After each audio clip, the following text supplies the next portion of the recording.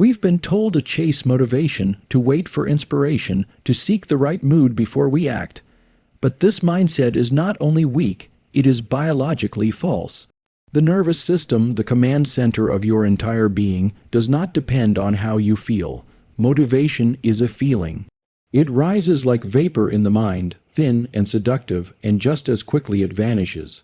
Discipline, on the other hand, is structural. It's biological. It's forged deep in the nervous system and anchored in the circuits of repetition and control. The man who waits for motivation is a man waiting to be enslaved by his own chemistry. But the man who rewires his nervous system to act without asking, to move without needing, to rise without reason, that man becomes unstoppable. Because he no longer needs emotional permission to step forward, he has turned action into instinct, struggle into signal, effort into prayer. The biology of discipline is built not in bursts of energy, but in micro-decisions. Every time you act without motivation, you carve a new channel into the nervous system. Every time you deny the weakness of the moment, and instead command your body like a servant, you strengthen the neural architecture of resilience. This is not abstract. This is measurable. The prefrontal cortex, the part of the brain responsible for planning, suppression of impulse, and delayed gratification, it thickens with use. It sharpens with stress that is chosen. You are literally building a new man with every repetition of obedience to the mission. This is how savagery is born, not through rage but through restraint, not through feeling fierce but through becoming unshakable. The nervous system doesn't care about your feelings, it follows pattern, and the pattern you set today becomes the future you will answer to. When you discipline your body to act regardless of desire, you are not just forming a habit. You are forming an identity at the neurological level. There is something spiritual in this process. Because it is not simply about performance, it is about submission of the flesh to a higher order. The man who lives by motivation is a slave to emotion, but the man who lives by discipline is a servant to purpose. He walks differently, he speaks with gravity, his movements are deliberate because his biology is ordered. Every act of discipline is a form of worship, not in a soft way, but in the way a warrior bows before a mission too sacred to break for comfort. You were not made to chase motivation. You were made to become a vessel of divine structure, to master the flesh, to anchor the mind, to let repetition sanctify your nervous system until action is automatic and weakness is foreign. Savage is not loud, he is not reckless, he is a man whose biology has been trained to act on truth, not temptation. He rises at war with himself every day and wins, not by force but by structure, not by luck but by wiring. He has turned discipline into doctrine, and his nervous system into a weapon sharpened by obedience. That is how you escape the trap of motivation. You don't wait for it, you bury it, and you build something stronger in its place. Your brain runs on reward. Not rewards of trophies, applause, or outcomes, but rewards encoded in chemicals, and dopamine is the master signal. It drives you to act, pursue, overcome. But if your dopamine is attached only to results, then you will quit the moment the path gets hard. Because the result is far, the reward is uncertain, and the mind collapses under uncertainty unless it has been trained to love the process itself. This isn't positive thinking, this is hard neuroplasticity. The circuits in your brain that release dopamine can be rewired. You can make the pursuit itself feel like progress. You can train the reward to fire not when you win, but when you work. That means every rep, every cold shower, every early morning where comfort begs you to stay in bed. If you learn to attach dopamine to that act, you've already won, not externally but internally. You are building a brain that chases discipline like others chase pleasure. You are shifting from being outcome-driven to becoming effort-driven, and this is not just psychology, it's chemistry. When you deliberately associate joy with discomfort, growth with struggle, meaning with consistency, your brain begins to crave what others run from. It no longer waits for permission. It becomes a furnace for pressure. This is what separates the savage from the seeker. The savage does not need the finish line to feel reward. He finds it in the race itself. Dopamine is not evil, it's not the enemy, it's a tool, and most men are using it against themselves. They scroll, they binge, they chase instant hits of pleasure, and every time they do, they lower their tolerance for real reward. They numb the very system designed to make them warriors.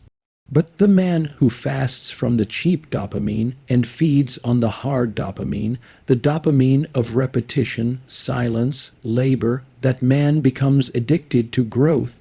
He does not need a reason to rise. The rise itself becomes the reason. There is power here, holy power. Because now your obedience is no longer transactional, you are no longer serving the flesh, you are serving the mission. And every time you show up, when it's inconvenient, painful, or boring, you are strengthening the neurological covenant between pain and purpose. You are teaching your brain, this effort is sacred, this process is worthy, this work is reward, and when that happens, you break the chains of motivation forever. You are no longer begging your mind to act, your mind is begging you to push farther. Because it now recognizes the struggle as holy, the grind as necessary, the process as the altar where weak men die and disciplined men are born. You were not designed for constant comfort. Comfort dulls the system, numbs the spirit, and sedates the very circuits that were built for challenge. The savage isn't made in easy environments. He's made through friction, voluntary, chosen, sacred friction. Cold exposure strips you of illusion. The moment your body hits the freeze, your breath shortens, panic rises, and your mind screams for escape. But if you stay, if you anchor your breath, widen your gaze, and take control, you are doing more than building resilience. You are resetting the entire nervous system. The same pathways that interpret cold as suffering are the ones that interpret pressure as fear, and when you conquer one, you're training for the other. You are making your nervous system fluent in discomfort, and the man who is fluent in discomfort is fluent in dominance. Fasting does the same. It's not about diet, it's about discipline over desire. Hunger isn't the enemy, it's the proving ground. When you fast, you're not just depriving the body, you're commanding it. You're saying, I decide, not my urges, not my cravings, not my flesh, and with every hour of controlled hunger, your dopamine receptors reset. You restore balance to a brain overwhelmed by convenience. You reawaken the primal hunger for life, not food. The hunger for challenge, the hunger for war.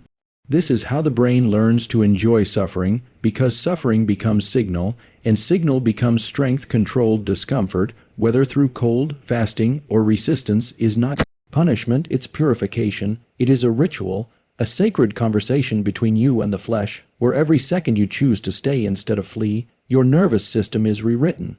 It begins to fire differently, react differently, perform differently. You don't just tolerate discomfort, you become sharpened by it. You become addicted to it, not because you love pain, but because you know what it produces. Clarity, dominance, reverence. There's something holy in this kind of practice. It's not for performance, it's for presence. You enter the cold not to feel strong, but to feel nothing but truth. You fast not to look better, but to command the vessel that was once commanding you.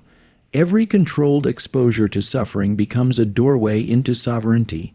You are choosing to step into the fire, not be dragged into it. You are choosing to starve the noise and feed the signal. And when that becomes your pattern, your brain stops interpreting challenge as threat. It starts recognizing it as fuel. This is how warriors are built, not in bursts of motivation, but in moments of voluntary hardship. This is how the neurobiology of a savage is formed, not in theory, but in temperature, tension, and trial. The first thing to break under pressure is breath. When stress floods the system, breath becomes erratic, shallow, panicked. But here lies the gateway, because breath is the only function that operates both automatically and under conscious control. It's the bridge between the unconscious chaos of survival and the conscious command of sovereignty. When you master your breath under stress, you reclaim the throne of your nervous system. You tell the amygdala, the fear center, to stand down. You activate the prefrontal cortex, the command center, to rise. This is where stillness is forged. This is where dominance begins. When your breath remains slow and deep under fire, your brain receives a different signal. It doesn't interpret the situation as threat. It interprets it as challenge, and that subtle shift changes everything. Cortisol levels drop. Focus sharpens, motor control returns. You are no longer reactive. You are responsive. The man who can breathe through chaos can rule through it. His heart may race, but his decisions do not. His environment may shake, but his resolve does not. Because his biology has been trained to bow to breathe, not panic, the prefrontal cortex is where vision, planning, and restraint live. It's the neurological seat of kingship, but it is fragile under stress unless fortified by breath. Every time you choose to slow your exhale when your pulse is high, every time you hold steady air in moments of fear, you're building the architecture of inner authority. This is not spiritual metaphor. This is neurobiology. Breath is not just air, it is data. And the data you feed your brain determines how it behaves under fire. This practice is more than performance optimization. It is reverence. It is a daily submission to the breath as the teacher, as the trainer, as the holy instruction that says, you are not a slave to chaos. You are a sculptor of it. You can turn panic into power, not by force, but by oxygen. You don't need louder noise, you need deeper breath. That is the code, that is the signal, that is the ancient truth buried inside your lungs, waiting to be obeyed. The savage is not breathless in battle. He is calm, not because he is fearless, but because he is trained. His nervous system has been baptized in fire and governed by breath. And that breath becomes his rhythm of war, his pulse of poise, his evidence that dominance doesn't come from the loud, but from the still. You want to be untouchable in chaos. Learn to breathe like it's scripture, inhale like a command, exhale like surrender, and watch your mind become a fortress that doesn't crack when the world does. Your brain isn't seeking ease, it's seeking order. It's not wired for passive comfort, it's built for active conquest, but it can't conquer in chaos. It breaks without a code. This is why structure is sacred, because when your days are dictated by discipline, not feelings, you train your nervous system to anticipate order, not confusion. You build rhythm, you forge predictability in the face of uncertainty, and this is where power multiplies. When the outer world is loud, but the inner world runs on divine structure, that's when the savage emerges. Repetition is not boredom. It is reprogramming. It is the hammer that reshapes neurons, one strike at a time. Every act of discipline, waking at the same time, hitting the same rep, breathing the same pattern, is writing new circuitry into the brain. You are not wasting time when you repeat. You are encoding identity. The savage doesn't need novelty, he needs ritual. He doesn't chase stimulation, he finds salvation in the grind, because repetition is not just how you learn. It's how you become. You repeat who you want to be until it is no longer a decision. It is a default, and adversity is the sacred fire. Without it, there is no refinement. The brain learns through resistance. The nervous system adapts through pain. Stress isn't the enemy, randomness is. Unanchored, sporadic stress creates trauma, but structured, expected adversity, chosen discomfort, builds armor. When you face the hard thing daily, intentionally, with reverence, your brain stops fearing pressure. It starts depending on it, it expects weight, it craves resistance, because resistance now means readiness. It means evolution. It means growth. The man who builds his life around structure, repetition, and adversity is not waiting to feel strong. He is becoming strong by design. His nervous system is no longer in survival mode, it's in command mode. Because every day, through sacred structure and relentless repetition, he's proving to himself that discipline is his default.